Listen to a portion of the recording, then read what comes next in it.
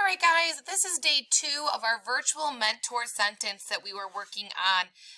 Gonna go back to the work I had asked you guys to work on for day 1, and we're just gonna review the correct answers. Now, for day 1, I had asked you guys to read this sentence, and then I had asked you to identify where each one of these labels belong on our sentence. Our sentence again reads, they walked past Freddy's Footwear, Tony's Pizza, and Dot's Deli. They walked past Freddy's Footwear, Tony's Pizza, and Dot's Deli. I'm going to go through and correctly label where these items belong. So I'm going to start with the verb.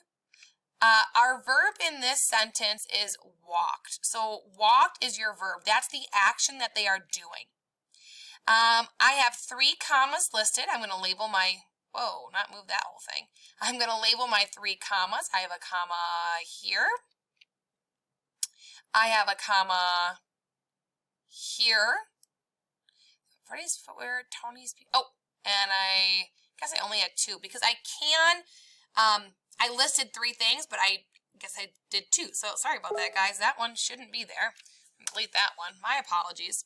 And I have commas there because I'm listing 3 things. When I'm listing 3 or more things, I separate those items with commas. Past tense verb, a verb that happened in the past. That again is our verb walked because it's not walk, it's not going to walk, it's walked. They already did it. It happened in the past. All right, now I'm going to label my proper nouns. Remember, a proper noun is a specific person, place, thing, or idea, and it's always capitalized. And that's going to be Dot's Deli, Tony's Pizza, and Freddy's Footwear. Those are all proper nouns. So nouns that are capitalized and are specific person, place, things, or ideas. Now I have my apostrophes. I have 3 apostrophes. I have one right here at Dot's. I have one right here at Tony's. And I have another apostrophe up here by Freddy's. Now, those apostrophes belong right with these possessives. The reason why I have apostrophes there is because it belongs to that person. So it's possessing it. It's Freddy's Footwear. The reason why that apostrophe is there is to possess the word Freddy's Footwear. It's whose footwear? It's Freddy's Footwear. Same goes with Tony. It's Tony's Pizza. Last but not least, Dot's Deli. It goes with whose deli is it? It's Dot's. That's why there is an apostrophe there. It's owning that item. They own it. It belongs to them. Okay? So that's the proper location of all of our labels. And I apologize for having one too many commas on there. That is my fault. Sorry about that. So now what I want you to do is look at the day 2.